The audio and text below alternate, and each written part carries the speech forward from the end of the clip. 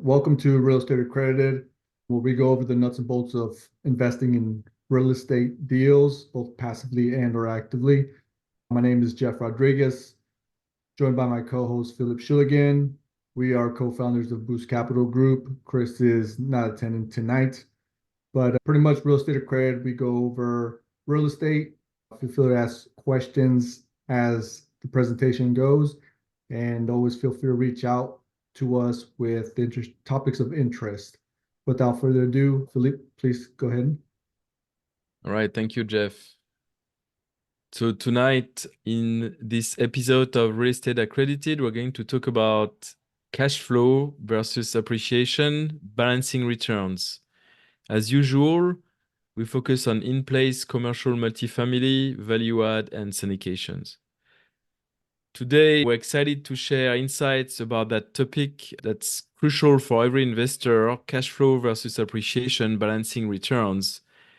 And we're going to explore how understanding and balancing these two aspects can significantly impact your investment strategy and overall success. So let's dive in. First, understanding cash flow. So definition and importance, very simply put, the cash flow is the net amount of cash generated by a property after all expenses, including mortgage payment. So a positive cash flow means that you cover all costs and it leaves you with positive income, and that, in other words, goes in your pocket. What are the advantages and disadvantages? Cash flow is subject to occupancy variations that could particularly happen during market downturns. And it's also subject to unexpected repairs in case you have not budgeted for repairs and you don't have reserve for that. Also, something to be aware of is that cash flow is non-existent for in ground up developments, right? Because when you do ground up, you're going to invest a lot of money before you can rent a particular asset. So I have an example. Cash flow example, 100-unit apartment building with the average rent of $1,000, 90% occupied. The expenses are, just to name a few, management, repairs and maintenance, turnover, marketing, admin, utilities, insurance, and taxes, and all of that is going to be $45,000 a month. The net operating income, or NOI, is going to be 100 multiplied by 1,000 multiplied by 90%. So you're going to be at 90,000 minus 45,000. You're left with $45,000 per month. Principal and interest, 35,000 in this example. Your cash flow is $10,000 a month. As usual, feel free to ask any question. Now we are going to talk about appreciation, right? After cash flow, appreciation. So what's the definition? And the importance of appreciation is, the definition is the increase of the property's value over time. And what's important there, and we're going to spend quite a bit of time on that topic, there's going to be market and forced appreciation, right? So market, it's easier to discuss and give examples pertaining to market appreciation when we talk about the factors influencing the appreciation. So if there is high demand in a particular market, if it's a popular submarket, if there's strong development, it's a trendy area, there's going to be high demand. I have a question. You have a question? Yes, sir. I have a question. As we talk about forced appreciation, is there a way to find metrics on valuation that would become higher in specific markets after doing the same renovation? Because we all know, we can tell by experience in some markets, for example, you just putting Formica in the kitchen is great. And that's a class, sometimes B, C property. but when you put in some areas that same Formica, it would not be enough. You'd have to put quartz or granite or something. So my question is that if you are on a different market,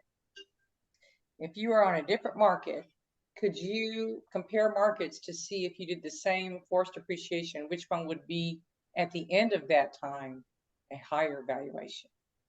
Is there any metric that measures that? I think there are two folds to your question. For amount spent versus how much you can get out of it. I will cover that actually in the next slide during the example. Oh, good. I'm sorry. I got too soon. But the other side of your question is, yeah, Formica versus quartz, that's going to be very dependent on the market, possibly sub-market. So this is very hard to answer that question. I know there are some sponsors, some syndication groups who are doing like very high-end finishing and like spending $15,000-$18,000 per unit. It's a business model. It's hard. I think I like to develop the business plan with the property manager. And in some cases, for instance, I think maybe a better answer to your question, if you're going to cater to workforce housing, blue collar type of really jobs, class C type of assets, there's not necessarily demand for granite to quartz countertop, for instance. They'll be very happy with a clean space, but a lower rent. Right. And then if you're going to invest more and put quartz countertops in a neighborhood that is not, there's not a demand for that type of product, now you have invested extra for nothing. But I'd say what you can always do in that case is maybe try to do higher end renovations with a few units to see if it sticks. Obviously, that implies of owning the asset already. And I would say maybe plan for the lower end type of renovation in that particular scenario that I described, but try to have some reserves to push to higher renovations and then see if there is traction on these particular units. We're talking about, so market appreciation is tied to the market demand. As I said, if it's a trendy place, there are improvements, there are things happening. It's attracting a lot of new businesses and new developments, maybe, or things of that nature. There will be demand for tenants. Maybe they will be attracted to these attractions, and they will want to move in that market. So there will be higher demand. In that case, that's an example of market appreciation. Similarly, I think in general, we look at markets, the market statistical area that have population growth. Obviously, population growth in a particular market is going to put pressure on the number of people who want to rent apartments, and therefore it could push the rents higher. Right? If you have 100% occupancy, usually it's a sign that your rents could be pushed a little bit higher, for instance. So the second piece is the forced appreciation, right? And that's what Paula mentioned earlier. Now you're going to do renovations. Maybe the units are classic and maybe a little bit old-fashioned, and you're going to repaint them, do two-tone paint, do quartz countertops, for instance, replace all appliances for stainless steel appliances. And that will, in general, and you have to study the market well to make sure it's worth doing it, but in general, that will result into a higher rent. And in that case, that's what we call forced appreciation. And in short, you're going to do improvements to the property, and it's going to command higher rents. And we gave the example of interior renovations. They could be additional amenities. It could be or renovated amenities and things of that nature. Now, other factors influencing appreciation, inflation is one of them. High inflation, it will mean higher rents, for instance. So that could be a component of appreciation, but usually you have also higher expenses. But because expenses are typically, let's say, roughly around 50% of your income, if you're growing at the same pace, the overall profits will outgrow the expenses growth. Finally, another factor influencing the appreciation is going to be the interest rates. And that's something we've discussed particularly, I believe, in our last call, which was about cap rates. Higher interest rates lead to higher cap rates. But I'm going to touch more specifically on that in the next page with the example. Advantages and disadvantages. Market appreciation is, and I could put predictable with a little asterisk. I think the example that I gave, when you have a trendy neighborhood that you can expect to some extent, it is predictable that there's going to be traction and the rents are going to be higher. My comment here is more in general, it's hard to put a number on market appreciation, really. Now, forced appreciation to some extent is predictable, and I'm going to talk about that in the example. So let's go there. And I'm sorry, I should say appreciation example. All right. So same example, 100-unit apartment building, average rent is our baseline with an average rent of $1,000 per apartment, 90% occupied. We have all the expenses I mentioned earlier for $40,000 per month. The NOI, net operating income, same math, 100 by 1,000 by 90%. That's going to be 90,000 minus 45, $45,000 per month. That's the net operating income. And for that calculation, for this example, the amount that is paid on the debt service is not relevant. Was that 90%, considering 90% vacant occupancy? Is that where you get Yes. the 90%? Yes. Okay. Yep. Yes, indeed. So now, with a market cap rate of 5%,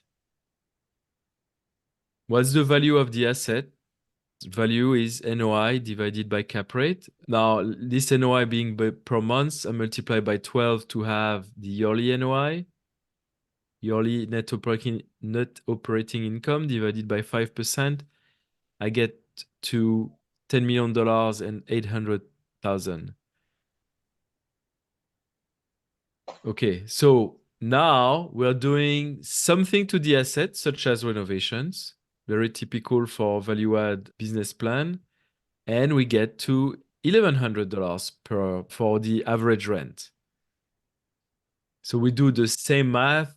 I'm not going to go over except like exactly the same steps, except we replace the 1,000 by 1,100, and we get to $12 million or $12,960,000. So you can see that's the appreciation, the forced appreciation. You invested in the asset, you raised the rents. Now we generated over $2 million by increasing the rents of $100 per unit.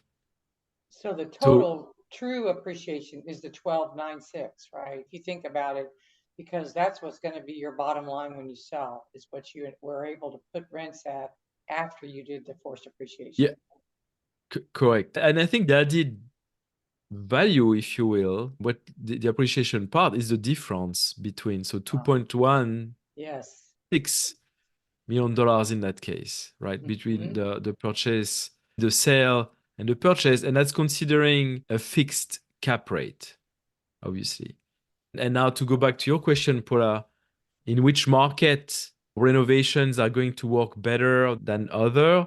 I'd say, I think one way to think about it, $100 rent, if you can increase the rent of $100 in a market that has a lower cap rate,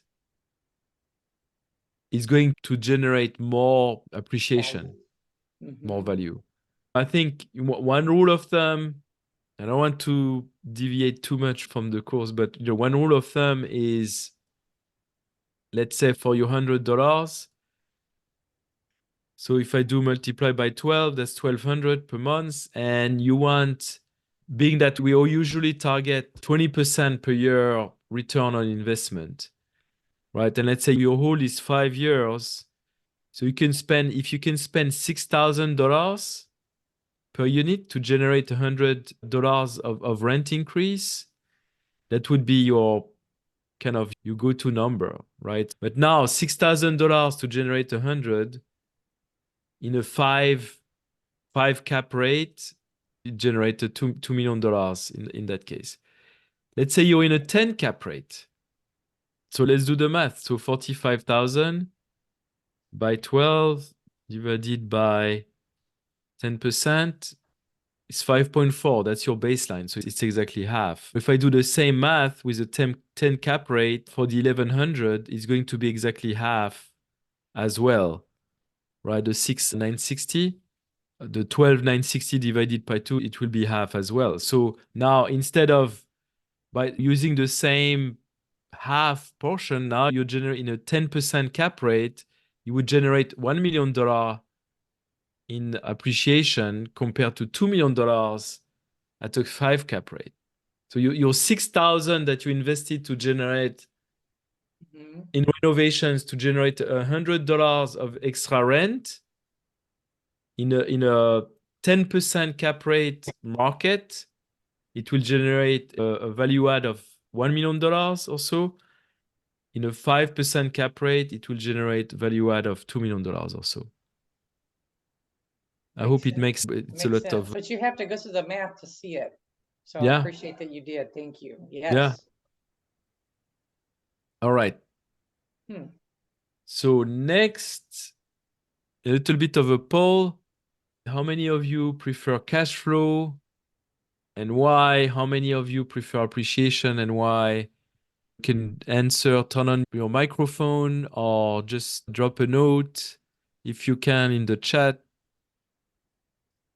as you wish. We try to make it interactive. What?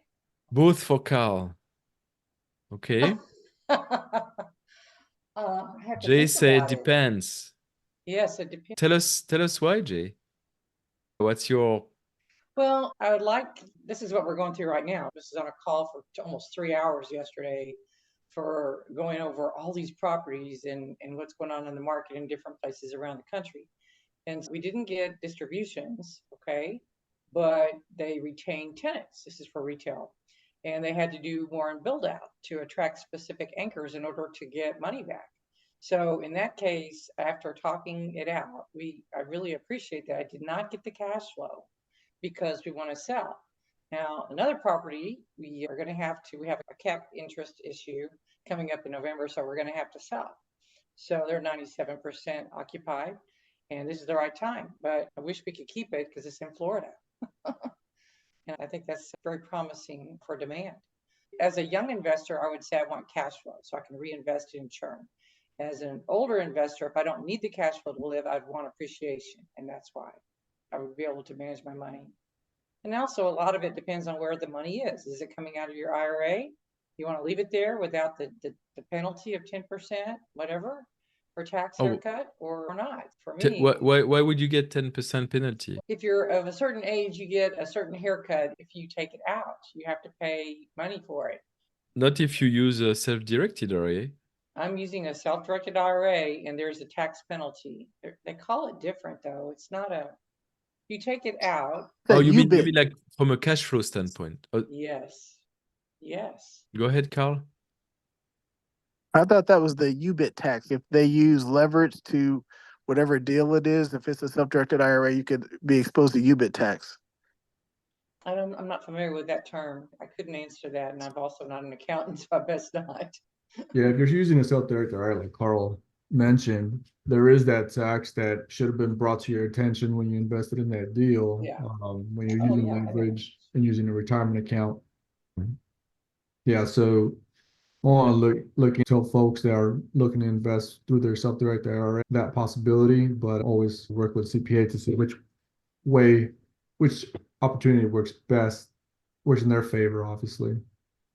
I'm at the point where I think it might be better for me just to take it out, take the penalty, and just invest my money.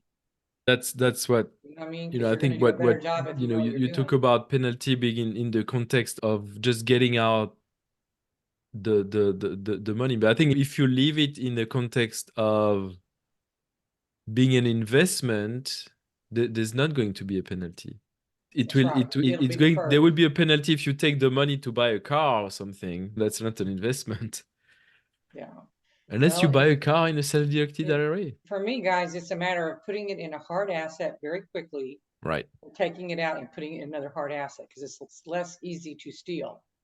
And there's a lot of laws in this country that allow them to do that right now. So Yeah. that's my concern, is to get it in something hard. So that's my answer. And I think it's a good example. Thank you for answering. And one of which one should you choose? It depends, Jay said, and depends on your personal situation, on your goals, on your time frame. It depends on all these factors, and it's an individual decision at the end of the day. And I tend to be a little bit like Carl. I think I like a little bit of both. And to have a mix of both, I think it's a good way to approach it. But here we have a few examples of strategies that have high cash flow or high appreciation. It's not, by no means it's an exhaustive list. It's just examples that we wanted to share. So high cash flow, I think it's if you're buying an asset that is a new construction. So basically like a class A that was recently built, usually there will be a high cash flow, but not necessarily a lot of room for appreciation, forced appreciation.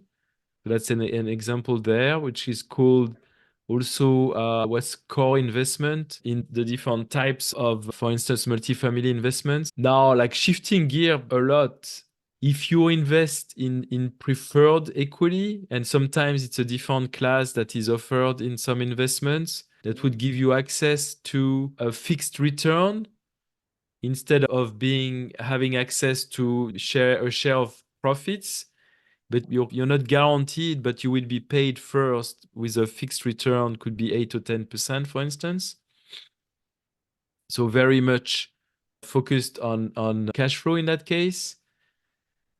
And finally, the third example here is if you're going to lend money, right? If you remember when we spoke about the capital stack, those are the two different components of the capital stack, right? The debt is going to be first. Then you're going to have preferred equity, for instance, and finally the common equity that is going to share into the profits. So the lower you are on the stack, the less risk, but the lower the returns. So debt, there would be maybe, depending on the type of debt, because if you do hard money lending, could be a little higher, but if it's regular lending, you're going to look at 6%-ish, something like that. Preferred equity, like I said, 8 to 10, sometimes a little bit higher, depending on what you do. New construction being hard asset, that will depend very much on the cap rate of the market and what kind of lending might be in place and leverage. Now, talking about a few high appreciation strategies. So very much focused on very high appreciation. So the ground up development that I mentioned earlier, or a very distressed asset or distressed asset like a sub-percent, I would say maybe even 80% occupancy would be distressed, and probably harder to get conventional loans on these assets, including ground up development. And what also heavy lift, meaning that it could be high occupancy, a lot of deferred maintenance, a lot of room for improvement. And again, this is where there's an opportunity. I know there's one of the assets that we have that is in Arizona in our portfolio one, relatively small asset, I think 56 units, but the increase in rent was unbelievable. It was, I think the existing rent were about 600 or 700, and the target rent, you are probably like 1,300 or something like that. So Where was is this basically building? doubling in Phoenix. Phoenix. Yeah, it's a good market. Yeah, and I guess it's a good example of knowing like the sub-market well, and he was well positioned, this asset, to be like really brought up to the next level. So that was the business plan. Or that is the business plan. So finally, a few strategies to balance cash flow and appreciation. I think the best example is what we do 80% of the time. We do value add strategy, meaning that not a distressed asset, it's not ground up, it's not heavy lift, but it's not new construction, it's in between. It's a little bit older and there's an opportunity to add value, but still it's above 90% occupancy. So it's going to generate cash flow, but there's room to add value to that particular property and therefore generate appreciation. So that's what we do most of the time, the value add strategy. And another way to reach the same result is to really diversify your portfolio and have maybe one or more investments into high cash flow strategies, and similarly one or more investments in high appreciation strategies. Salud. Oh, thank you. Sorry about that. God bless you. It's okay. All right.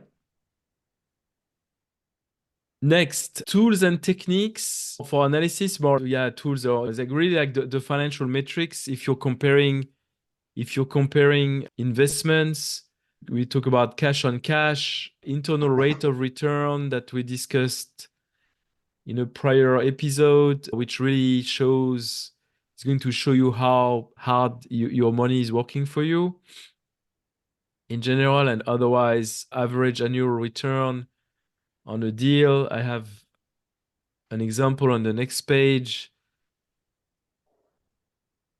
So it's an example, 5-year hold, $100,000 is invested, year zero, so that's initial time frame, is going to generate between $5,000 to $9,000, progressively a little higher every year. So you can see the cash on, right? So it's that particular year divided by the initial investment, so 5% year one, and then progressively it goes higher and higher. The average cash on cash, just taking all these numbers and making an average. So in that particular case, 7%. Now at the end, we're going to generate $55,000 in proceeds. Total returns will be $35,000 in cash flow plus $55,000. Total returns $90,000 plus return of capital $100,000. So $100,000 in, $190,000 out. In other words, total returns are at 90%. The average annual return, so divide the 90 by 5, we're at 18%. Now, the internal rate of return, we discussed that particular metric, and I think a little bit more in details, but basically in a spreadsheet, it's very easy to put together. It's just the formula that you're going to apply to all the numbers on a yearly basis, and a higher IRR is showing that that particular investment, your money work harder for you.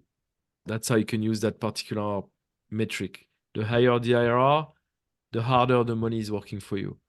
Otherwise, like cash on cash, I think that's pretty straightforward, the concept. So again, on average, in that case, we do 7% of cash flow compared to your initial investment. And the annual average return, again, we're generating 90,000, that we divide the total of that, the amount of money generated by the number of years. So 90 divided by 5 is 18%. Similarly to IRR, the higher the annual average return is going to show you, it's more like a bottom line. It's like how much is in your pocket at the end, if you compare like a higher average return compared to a lower one, obviously. But again, if, for instance, and maybe that's a discussion for next time, how to better compare investments, but if there was like a refi, a cash out refi, year 2 or 3, the IRR would be better. Even if the total returns are the same, but if you get some of your capital back earlier, that automatically you would have a higher IRR, because now if you get some of your capital back earlier, that's capital you can redeploy. So overall, your investment money will have worked harder for you. I hope it makes sense. Another thing I could have mentioned. Yes, it does. Thank you. Another thing I could have mentioned earlier is the equity multiple. I think it's also commonly used. I like to use it particularly myself a lot, because it's an easy metric to understand. The equity multiple, if I put $100,000 in and I have $190,000 out, my multiple is 1.9, right? So it's a very simple way to say, okay, you're going to invest one in and you'll get 2 out, pretty much. So it's very easy to understand. I think it's the most easy metric to understand. And I'd say the more when you start looking at cash on cash or total returns, particularly IRR, is for more sophisticated investors, I'd say. Any thoughts on that?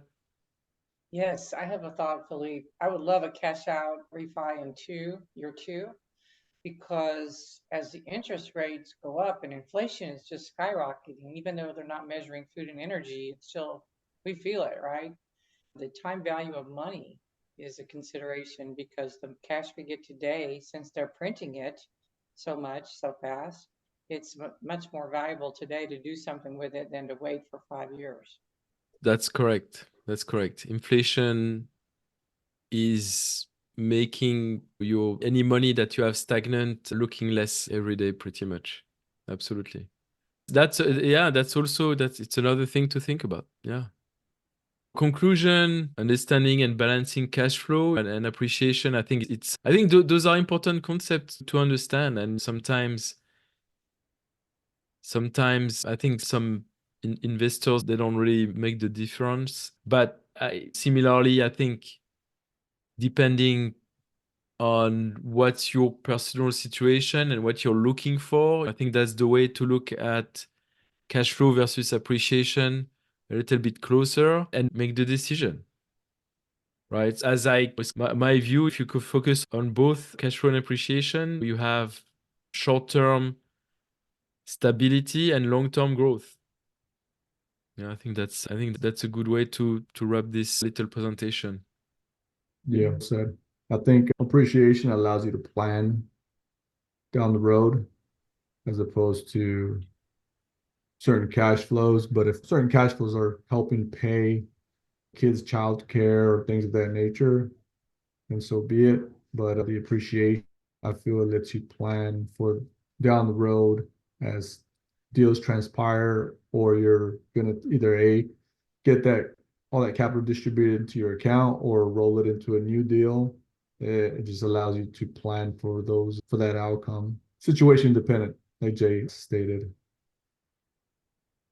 Agreed. Real estate's still the best investment you can make. It's a hard asset, best hedge against inflation. Yes, ma'am, absolutely. Want to reach out, there's our emails, we're always available. Like I stated earlier, if there's anything of interest that you'd like a presentation on, feel free to reach out. Just shoot us a text message or email. It would be happy to oblige. Pasting our YouTube channel into the chat, please. What is it? Subscribe. Can subscribe. Would be greatly appreciated. Yes. So again, thank you. Thank you for hanging out with us this evening, and we look forward to seeing you next time. Thank you for teaching. Love it. All right. Thank you, guys. everyone. Good